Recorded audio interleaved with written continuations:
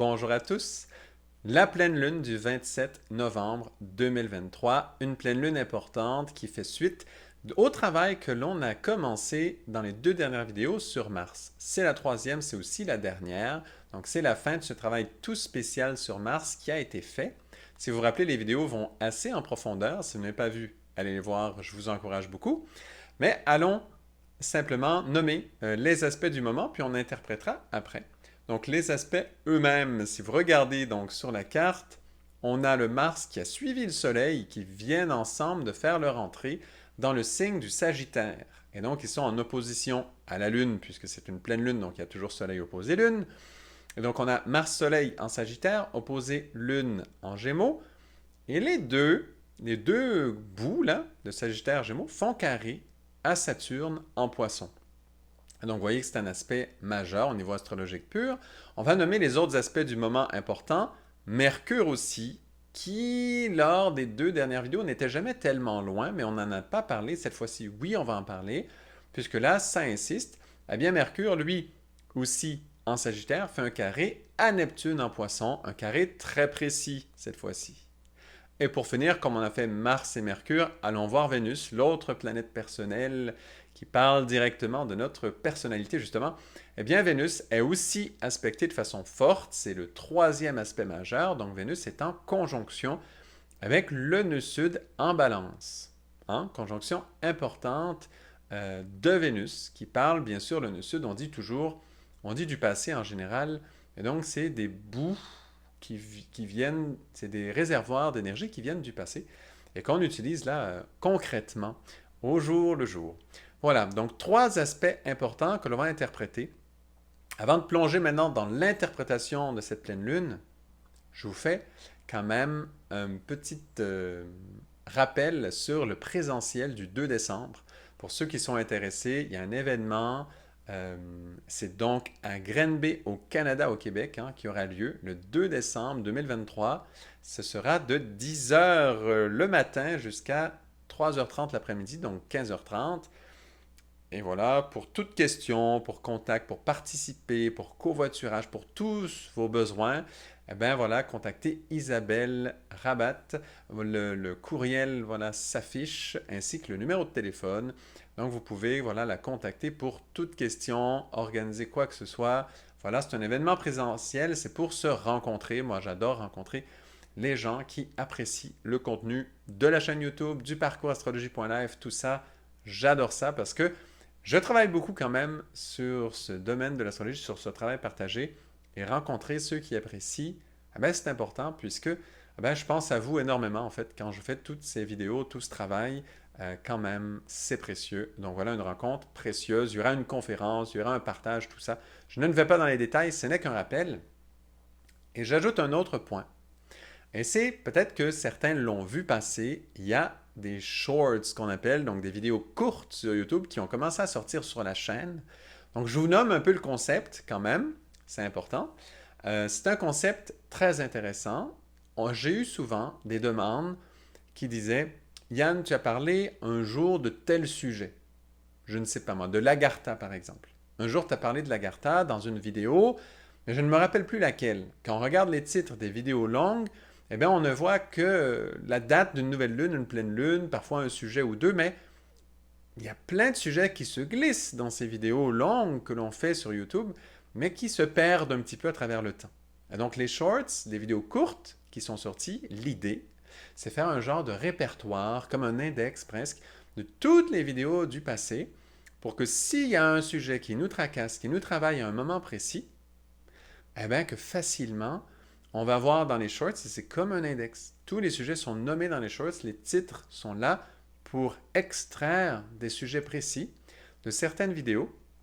Et voilà, ça forme un grand répertoire intéressant et on sait que dans les vidéos longues, qui sont toujours affichées, quand on regarde un short, une vidéo courte, il y a toujours la vidéo longue qui est affichée juste en bas et qui nous dit, voilà, on veut en savoir plus sur ce sujet, on clique sur cette vidéo longue et voilà, on a finalement accès. Donc c'est une façon de faire un index. Donc si jamais il y en a parmi vous qui apprécient vraiment le contenu, qui apprécient cette idée d'avoir une forme d'index de vidéos courtes et en plus, par le fait même, hein, ça peut permettre à des personnes qui préfèrent la formule courte, c'est comme des pensées rapides qui passent dans ces vidéos courtes-là, eh bien aussi, ça peut permettre de faire connaître davantage ce travail en plus.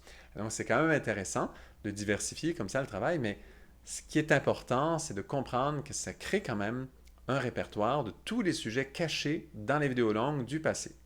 Et donc, ça nous fait cet index. S'il y en a parmi vous qui avez envie de participer à ce travail, vous écoutez une vidéo longue, que ce soit celle de maintenant, celle du passé, de n'importe quand, et vous vous dites ça, il y a un extrait, il faut que ce soit en bas d'une minute, et vous vous dites, ah là, il y a un moment, ça, j'aimerais bien qu'il y ait une vidéo courte sur ça. Vous pouvez mettre dans les commentaires des vidéos sur YouTube, écrire là dans les vidéos, il faut que ce soit un nouveau commentaire toujours. Moi, je réponds à tous les nouveaux commentaires, donc n'hésitez pas, écrivez un commentaire dans les vidéos et je verrai votre proposition. Vous pouvez même dire de quelle minute à quelle minute avec les secondes. Tant mieux si vous l'avez.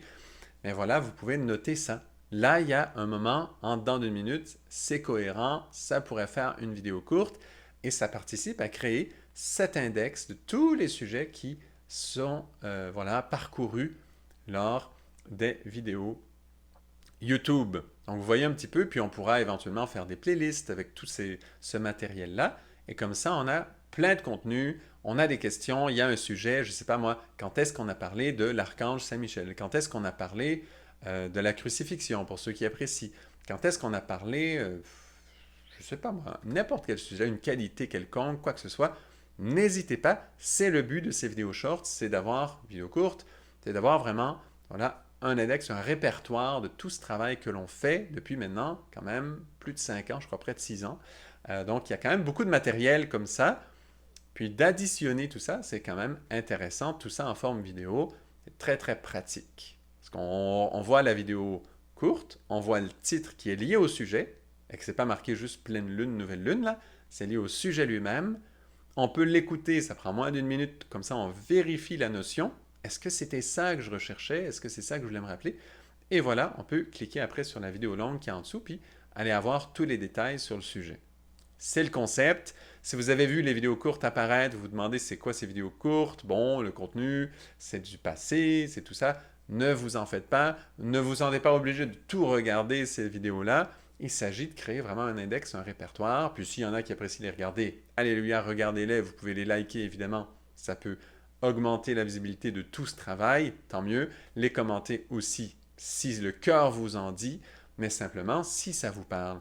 Si vous ne savez pas voir les vidéos courtes, eh bien c'est simple, vous allez sur la page de la chaîne De quoi parlent les étoiles, et là vous verrez Shorts, vous verrez le petit onglet là pour le contenu des Shorts, cliquez dessus et elles apparaissent au complet. C'est la façon la plus facile de voir justement tout l'index au complet, toutes ces vidéos. Au moment où je fais la vidéo, aujourd'hui, on en a environ, je crois, 25 de sorties, quelque chose comme ça. Et donc, ça commence doucement à se faire. On y met un temps quand c'est possible. Voilà. Donc, vous comprenez l'idée de cette initiative qui risque de quand même pouvoir réutiliser là toutes ces notions qui ont déjà été touchées, puis voir aussi la suite de ces notions d'une vidéo à l'autre, d'une année à l'autre, d'un moment à un autre, d'aller chercher les perles différentes qui ont été données sur chacun de ces sujets. Voilà. Donc ça, c'est la petite explication sur les vidéos courtes. Merci de votre patience. Et voilà, pour ceux qui ont simplement sauté à l'interprétation, ça y est, nous commençons l'interprétation. On connaît donc les aspects de cette pleine lune du 27 novembre. Comment interpréter tout ça? Bon. Ah ben, le Mars qui suit le Soleil depuis un petit bout de temps. Et on a travaillé beaucoup sur lui. Qu'est-ce que ça nous dit tout ça? Eh bien, tout simplement, ce fameux Mars, comme il suit le Soleil, vous savez quand on regarde le ciel, une planète qui suit le Soleil, eh bien, on ne peut pas la voir vraiment. Parce que le Soleil, c'est une grande lumière, donc quand elle est près du Soleil, on ne peut pas la voir. Elle est un peu cachée. Cette interprétation précise, on ne la prend pas tout le temps. Juste quand elle fait sens très fortement, là c'est le cas. Donc voilà, que le Soleil cache Mars depuis un petit bout de temps. Donc le sujet, oui, est mis en lumière parce que le Soleil est dessus, mais en même temps, quand on regarde, on ne le voit pas. Et donc, il y a une possibilité que notre action, notre Mars, notre engagement dans les choses de la vie, eh bien, soit caché. Ça veut dire on le cache, on fait semblant que. On se dit, notre engagement n'est pas si important, on suit le soleil, on suit la vague, on suit notre conscience, on suit ce qui nous est proposé par la vie, par les conditions qui nous entourent et que notre conscience suit bien sûr. Et voilà, on suit cet espace-là, notre Mars, notre engagement, ne fait rien tellement de plus que nécessaire, ne s'engage pas tant que ça, ne bouge pas tellement, et suit simplement le soleil tout doucement, discrètement, et souvent, ça passe sans dire un mot, sans que ce soit, voilà, noté, sans que personne ne s'en rende compte, et ça passe très bien. Hein? Souvent, quand on est un peu timide, on suit les autres personnes, et voilà, on n'a pas besoin de s'impliquer vraiment. Ou quand on ne se sent pas prêt à s'impliquer, eh bien, on suit, voilà, tout passe bien. Mais finalement, notre Mars n'a pas fait grand-chose. Il n'a pas bougé vraiment quelque chose en nous. Nos engagements n'ont pas tellement changé en réalité. À quelle profondeur? Pas tellement. Ça suit la lumière, il y a un soleil, tout va bien. On est sous le soleil est là, rayonne, pas de problème, ça passe bien. Mais là, alors que Mars fait un grand travail depuis déjà donc une pleine lune et une nouvelle lune, et que là c'est la troisième fois qu'on va souligner le Mars, après c'est terminé. Hein? Ce cycle de 3 vidéos, mais on va dire 2 pleines lunes et une nouvelle lune, sera terminé. Mais alors qu'on fait un grand travail sur Mars, eh bien finalement, là, il se prend le fameux carré à Saturne en Poisson, et le Saturne vient tout juste de redevenir direct. Et il est décidé cette fois-ci à traverser le signe des Poissons. Il est décidé à tracer dans les Poissons à beaucoup. Il a rétrogradé jusqu'à 0 degré 30 environ du Poisson. Et là, ça y est, là, il parle. Il est décidé. Et il dit, vous vous rappelez, on avait dit Saturne en Poisson, grand nettoyage. On avait parlé de ça justement. Parce qu'il y aurait un short sur ça. Ben, sûrement. Bon. Ah bon. Alors, on avait dit grand nettoyage sur Saturne. Vous savez, quand je dis, rappelez-vous, telle vidéo, on a dit ça. Voilà le but des shorts. On se dit ça, on va voir le sujet, on trouve. Je vais juste donner une application très concrète de ça. Bon, alors, donc, on avait dit ça, Saturne en Poisson, grand nettoyage. Eh bien là, alors qu'il est décidé à traverser le Poisson, il fait tout de suite son carré à Mars qu'on travaille tellement. Ça veut dire que notre engagement, notre volonté, notre capacité, notre action, qui se cache derrière le soleil, parce que tout continue, tout va bien, tout est maintenu. Je n'ai pas besoin de changer tellement. Nous sommes dans un groupe, par exemple. Nous participons à un groupe où nous faisons un travail qui paraît bien, qui est correct. On n'a pas besoin de changer quoi que ce soit. Tout roule, c'est relax. Hein? Toutes sortes d'espaces. Nous sommes dans un groupe spirituel. Et là, le groupe, bon, ben, ça fonctionne, quoi. C'est correct. Je suis là. Je suis présent. On se dit, mon Mars participe puisque je suis présent. Bon. Mais vous le savez, on demande à Mars de faire des grands pas dernièrement. Bon. Là, Saturne le voit et il dit, ce n'est pas vrai, que le Mars ne bougera pas, que l'implication, que l'engagement, que l'action ne bougera pas. Après tout ce qu'on vient de travailler, que le Mars ne change pas, ce n'est pas vrai. Et Saturne vient s'occuper de ça. Et s'il ne change pas, il va amener des conséquences. Il amène des conséquences sérieuses si le Mars n'ose pas s'engager. Hein? Quelqu'un qui se cache derrière une autre personne, et bien là, soudainement, on va pointer la personne. On va dire, mais il n'y a pas quelqu'un qui se cache là derrière. Mais c'est qui? Qu'est-ce que cette personne fait? Qu'est-ce qu'elle fait réellement? Est-ce que son Mars est engagé? Est-ce que sa force bouge là-dedans? On est dans un groupe spirituel quelconque, on dit, c'est le groupe, c'est le groupe, c'est le groupe. Mais nous, derrière ça, une personne discrète peut-être, eh bien là, soudainement, pointer du doigt. À quel point notre volonté, notre engagement participe à ce qui se passe. Grande question. Est-ce qu'elle a changé des choses dans sa vie, cette force? Est-ce que sa vie a changé? Est-ce que l'engagement a changé d'espace? Finalement, pas tellement. L'action n'a pas bougé. Voilà ce que Saturne vient souligner, et c'est très fort, puisqu'en plus, vous le savez, c'est une pleine lune, donc Saturne fait carré tant à Soleil-Mars qu'à la lune de l'autre côté, en Gémeaux. Et le Mars-Soleil sont en Sagittaire, ça veut dire, c'est pour ça que je parle autant de groupes lié à la spiritualité, d'engagement, de lien avec d'autres, de suivre le soleil. Parce que, parce que le Sagittaire est grand. Et donc souvent, quand il y a quelque chose de grand, on suit. C'est rare qu'on nous sommes en avant. C'est très rare. On suit. Et on se dit, non, non. Voilà, il y a un groupe, il y a quelque chose qui mène en avant. Les associations. Quel exemple, les associations. L'association existe, elle continue. Je n'ai pas besoin de m'impliquer. Elle fonctionne, il y a un président, il y a un secrétaire, tout ça, comptable, bon. Il y a l'équipe qui est en place. Je n'ai pas besoin de m'engager, de changer ma vie. Et voilà. Et Saturne vient dire, oh, ça c'est grave. Pourquoi? Parce que Saturne s'occupe de la destinée. Saturne s'occupe du karma. Et lui, s'il nous rapproche d'une force sagittaire, s'il nous rapproche d'un soleil en sagittaire, ça veut dire de quelque chose qui fonctionne, qui avance, comme une association. S'il nous rapproche de ça, ce n'est pas pour que l'on soit comme un wagon dans le train et voilà, on est accroché. On est accroché, on n'est pas une locomotive. Un wagon, c'est comme une lune, ça suit. Mais une locomotive, c'est un Mars. Vous voyez, ça a un moteur, ça avance, ça génère le mouvement. C'est actif, c'est engagé. C'est la locomotive qui s'engage. Hein? C'est pas le wagon. Le wagon suit. C'est pas un engagement, suivre. Certains disent je suis, donc voilà, je suis engagé parce que je suis. Non, non, non. C'est pas Mars, ça. L'engagement, touche le monde de Mars puisqu'on donne de soi, puisque le moteur est suscité. On lui demande de fournir. Parfois, les grands trains, là, ont plusieurs locomotives. Vraiment. Et c'est pas parce qu'il y a une locomotive qu'il ne peut pas en avoir deux, qu'il ne peut pas en avoir trois ou quatre ou cinq. Ça peut être très fort.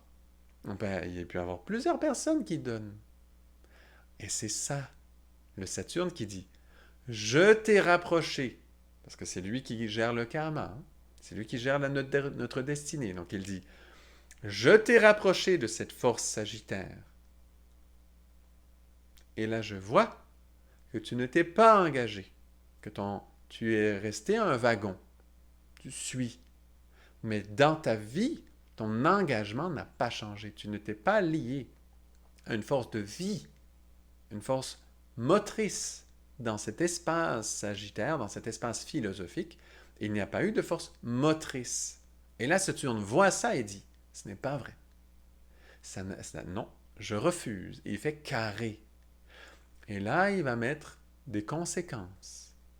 Bon, ça, c'est une partie. C'est le carré, Soleil, Mars, Saturne, Lune. Vous voyez le triangle rouge là. Et sachez que la Lune noire moyenne s'ajoute en carré à tout ça, elle en opposition au Saturne, en Poisson.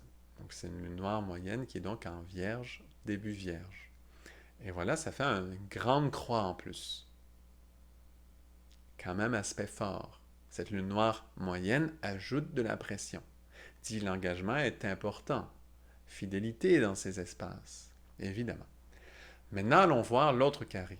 Mercure carré Neptune. En passant, le Mercure carré Neptune fait carré, donc le Mercure lui-même fait carré à la Lune noire vraie.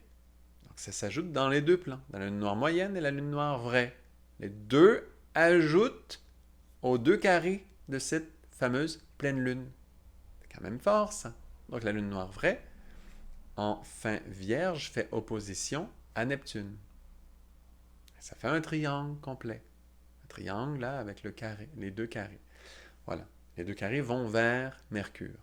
Lui, fin Sagittaire. Et les carrés sont précis.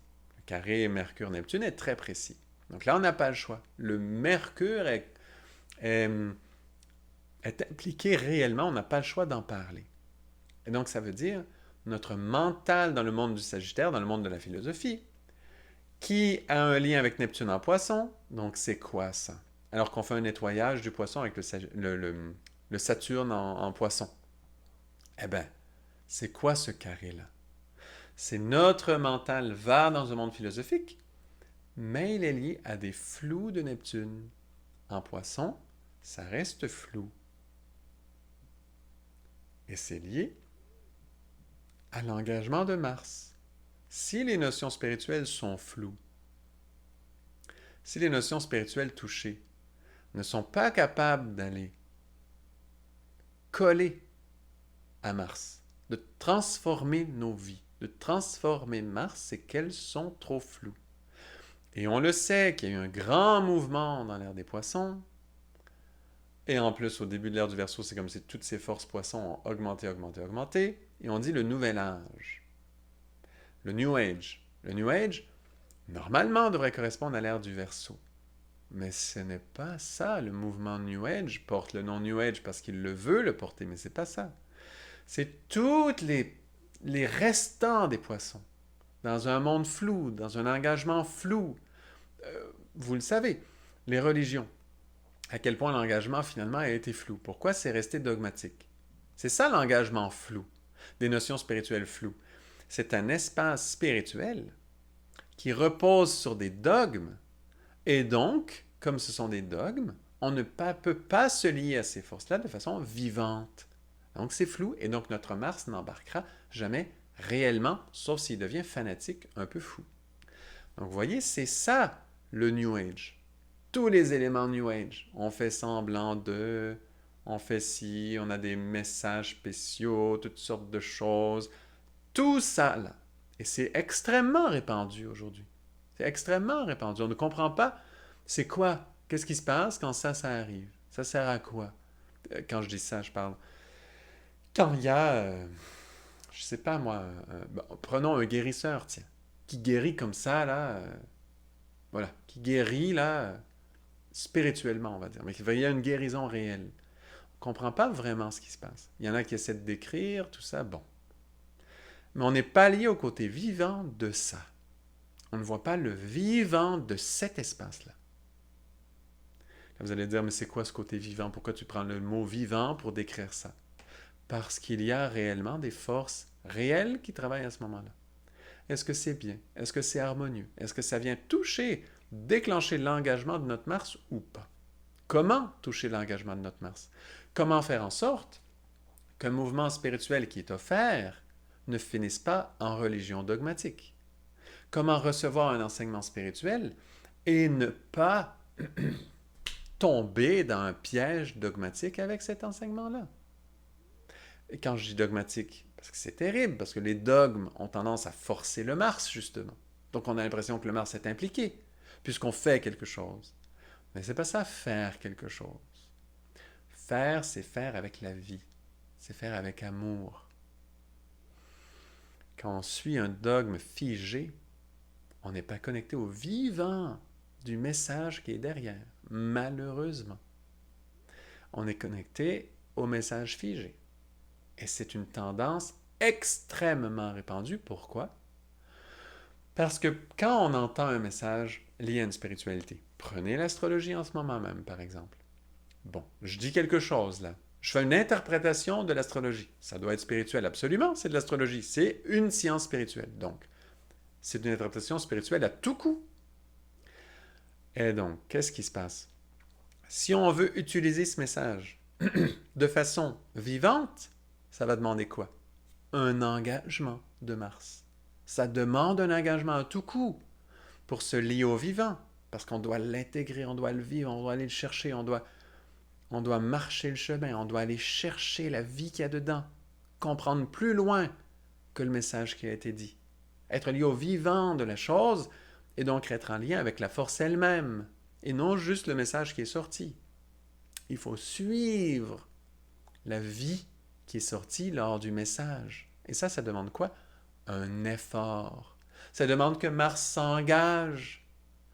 Mais on préfère en général ne pas faire d'effort, soit parce qu'on ne sait pas comment, soit parce que ça ne vient pas naturellement, trop nouveau, soit parce qu'on a besoin un peu de soutien, mais on n'ose pas le demander. Pour toutes sortes de raisons, on ne fait pas le pas, justement, on ne fait pas le pas, on n'avance pas dans ce chemin vivant d'y mettre notre volonté et de suivre la vie qui est sortie, qui a jailli à ce moment-là, et on ne reste pas dans le vivant Et on garde la notion floue dans un dogme. Et là, en plus, on fait des choses liées à ce dogme, donc on croit que notre volonté est engagée. C'est pas ça l'engagement, non? Et la Saturne vient évaluer. Et en même temps, carré Mercure-Neptune. Donc, Saturne est capable de dire, là, il y a un grand flou sur cette notion spirituelle qui est, vous croyez, elle est ancrée, elle est reçue, elle est placée. Pas du tout. Elle n'est pas vivante. Nous ne sommes pas liés à la vie qui jaillit de cette notion. On est lié au message mort un peu figé. Prenez l'astrologie, quel bon exemple. Moi, je travaille avec ça, tant mieux. Là, on en parle, parfait. Alors, on prend l'astrologie pour cette notion précise. En astrologie, on nomme, il y a tel aspect, et on va préférer un message. Beaucoup de gens vont préférer un message qui dit attention avec cet aspect, il ne faut pas faire ça, ou il faut faire ça. Attention, il y a telle chose. On va préférer ça, pourquoi? Parce que quand on nous dit quoi faire, ça devient un dogme. La notion spirituelle derrière qui a jailli, on ne s'en occupe plus. Ça a été interprété pour nous. Ça a été dit exactement ce qu'il faut faire. Donc on cesse de s'en occuper. Il y a une interprétation qu'on dit concrète qui a été donnée. Et donc, nous n'avons pas à faire l'effort de nous connecter à la vie qui jaillit des symboles, mais on n'a qu'à suivre de façon dogmatique et floue totale ce qui a été dit sur ça. Attention, tel mois, je sais pas quoi là, grand torrent énergétique, hein, comprenez? On dit une chose semblable à ça. Vous voyez le truc? Et là, on dit, ah là, grand torrent énergétique, bon, je fais en sorte que je sais qu'il y a un torrent énergétique. Vous voyez le truc quand même. Et donc, on ne se connecte pas au symbole eux-mêmes qui donne la vie. On se connecte seulement à une interprétation qui est donnée non pas pour nous engager notre volonté, ça veut dire qu'il nourrit une réflexion et qui nous demande d'aller plus loin pour nous-mêmes se connecter à la vie des symboles qui jaillissent de cette astrologie, mais qui nous dit plutôt, voilà, c'est ça, et faites avec ça. Et là, c'est concret, souvent, on préfère, en tout cas, moi je le vois, hein, dans le monde de l'astrologie, les gens très clairement préfèrent ça. La grande moyenne, c'est ça, même si plusieurs peuvent dire non. Vérifier, là, vérifier en toute honnêteté ce qui se passe à l'intérieur des gens, de chacun, vérifier ce qui se passe. Parce que ces aspects-là actuels parlent totalement de ça. Allez voir. L'interprétation est concrète. Et là, ils vont dire, elle est claire, cette interprétation-là. Parce que le dogme, on a osé placer un dogme. Quand on place, et là, ils ne diront pas que c'est un dogme, hein. Les gens qui font ça, évidemment, ils vont cacher derrière je ne sais pas quoi. Ils vont placer une interprétation de façon dogmatique. Et voilà, c'est ça. Et on n'a pas besoin de s'engager avec notre volonté qui veut coller à la vie qui jaillit des symboles. On n'a plus besoin de le faire. Et on va dire, ma volonté est engagée puisque j'agis en conséquence de l'interprétation qui a été donnée. Vous voyez, c'est le piège énorme. Et Saturne vient dire, ah ah, je vous vois. Vous cachez derrière ce soleil qui agit comme ça automatiquement. Eh bien, je vous vois le Mars qui n'est pas engagé. Je vous vois, dit Saturne, dans son carré à Mars-Soleil. Voilà. Et donc, c'est ça le carré Mercure-Neptune. Après, c'est le flou sur les notions spirituelles qui vient du fait qu'on a accepté l'interprétation de façon dogmatique. Et c'est ce qui crée les religions avec le temps. Prenez n'importe qui fait un travail spirituel, si l'on fige ses mots et que l'on fait exactement ce qu'il a demandé, ça devient dogmatique, c'est mort, c'est fini, ça va faire une religion, on peut dire une secte, on dit quelque chose de mort, d'étriqué, parce que le message s'est arrêté de couler. On dit il faut faire évoluer Dieu. Ça veut dire quoi ça? Ça veut dire que tout message spirituel doit constamment évoluer, être vivant. Et quand on entend un message spirituel, le but c'est quoi? C'est pas de savoir que ce symbole veut dire absolument ça. Non. Non, l'astrologie, si on l'apprend comme ça, c'est mort, c'est pas bon. On fige l'astrologie, on la mortifie en réalité, hein, honnêtement. Hein. Et ça discrédite l'astrologie énormément. Puisqu'après, tout le monde s'imagine que c'est ça l'astrologie, en plus. C'est grave, c'est comme les religions. Quelqu'un qui pratique une religion sérieusement, tous les gens, qui en général la grande masse, qui le pratiquent de façon dogmatique, eh ben, font honte à la religion de la personne qui le pratique sincèrement, de façon intérieure, belle, puissante, tout le temps. Eh ben, l'astrologie, c'est pareil.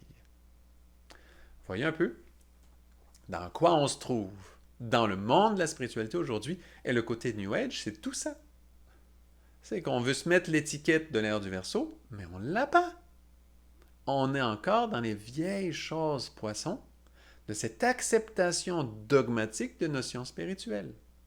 Une notion spirituelle est nommée, on accepte de le prendre de façon comme ça, figée, arrêtée, comme on a fait dans les religions, dans tout cet espace, tellement longtemps. Pour beaucoup de gens, pas tout le monde, évidemment, il y a des exceptions qui vivifient tous les messages spirituels, mais voilà que la masse a une tendance à faire ça. Eh bien là, les carrés, ils nous font voir pour tous ceux qui peuvent le voir. Parce qu'il y en a, ils ne pourront pas. Pourquoi? Parce que leur Mars n'est pas capable de fournir l'effort qu'il faut pour vivifier là, ce qu'on est en train de dire même maintenant. Là, maintenant. Le Mars ne veut pas toucher à ça, va tourner la page, va tourner la tête, ne voudra pas faire ça, il n'est pas habitué. Il y a trop d'autres modèles qui fonctionnent, on va continuer à se cacher derrière le Soleil. Plusieurs gens suivent, je suis moi aussi. Mon Mars suit. La Saturne dit c'est insuffisant. Et il est capable de tout changer.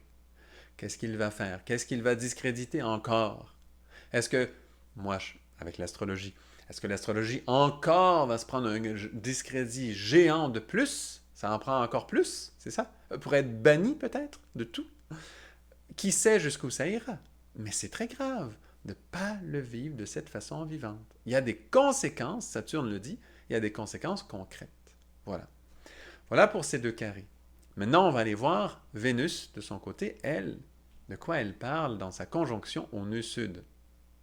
La conjonction de Vénus au nœud sud en Balance parle des liens du passé. Voilà. Pourquoi je suis ce soleil-là? Il y a quelque chose dans les liens du passé, une sympathie envers certaines personnes, une sympathie envers certains mouvements, envers certaines choses comme ça qui sont New Age en réalité, qui correspondent à l'étiquette qu'on vient de nommer totalement. Et voilà, je trouve ça sympathique. Ça m'apporte quelque chose. C'est ça Vénus avec le nœud sud, en balance, balance signe de relation, le nœud sud parlant du passé, Vénus parlant de l'amour, du côté confortable des sympathies finalement, avec tous ces gens, avec tout ça, eh ben voilà, il y a ça qui est dans le chemin, il y a ça qui est là, qui vient expliquer pourquoi on ne n'ose pas dire à notre volonté, allez, bouge-toi, va de l'avant. Tu vois bien que ce travail spirituel, tu dois aller te connecter à la source des symboles toi-même. Il faut le faire. Sinon, tout enseignement spirituel devient mortifié. Le karma qui s'ajoute sur tout ça est négatif pour tous, pas seulement pour ceux qui écoutent, qui travaillent avec ce qui est donné par certains, mais aussi pour certains, pour ceux qui donnent le matériel. Tous ceux qui le prennent de façon dogmatique, eh bien, ça leur fait des poids à ces gens-là majeurs. Peut-être que tout de suite, ça ne se montrera pas, mais ça va être gigantesque. Je donne un exemple. Vous le savez, les stars, par exemple. Les gens très, très, très connus, les grandes stars. Pourquoi est-ce que souvent, ils finissent pas si bien que ça? Parce qu'avec les gens qui les suivaient, qui appréciaient, qui prenaient tout de façon, on dit dogmatique, même si c'est dans d'autres espaces, ça veut dire que, parce qu'il y a un rayonnement quand même, tout grand rayonnement public touche le monde de la philosophie quand même, puisqu'il y a un idéal qui est donné, ne serait-ce que par l'image qui est donnée par la personne. Et donc, ça le touche quand même. Et du coup, il y a des poids immenses qui sont portés. Plusieurs, là, ça ne va pas du tout. Regardez la vie qu'ils finissent par mener. Pourquoi? Parce que, comme il y a cette habitude que le Mars ne se lie pas à la vie, prenons, je sais pas moi, quelqu'un qui a un chant très beau, réellement beau, là. Je ne parle pas d'une beauté étrange qui ne fait que déclencher des énergies bizarres, ça, de toute façon, c'est un autre domaine, mais disons que vraiment c'est beau. Eh bien, ça devrait déclencher chez les gens le goût de chanter aussi, le goût de se lier au chant, vraiment. C'est ça que c'est fait pour ça. Et non de dire, là, ça c'est la personne la plus grande au monde en chant, et là, cette personne devient une déité, par exemple. Ben non, ça c'est Là, pour la personne qui chante, ça va devenir un poids, ça. Ça devient un poids. Donc, c'est important que les messages spirituels et que du coup, tout ce qui est donné en grand public, parce que quand même, le Sagittaire commence à toucher la philosophie. La philosophie touche tous les domaines. Vous étudiez n'importe quel domaine. Bien souvent, quand vous allez étudier ce domaine, il y aura philosophie de. Moi, j'avais étudié l'agriculture au niveau universitaire, entre autres. Et là, c'était justement, ben voilà, philosophie de l'agriculture. Eh ben, voilà. Philosophie de l'agriculture, ça existe. Ça veut dire le domaine du Sagittaire touche tous les domaines. Et c'est comme ça pour tout. Ou histoire de, c'est pareil. Histoire de, c'est presque philosophie de, hein. C'est très très très proche.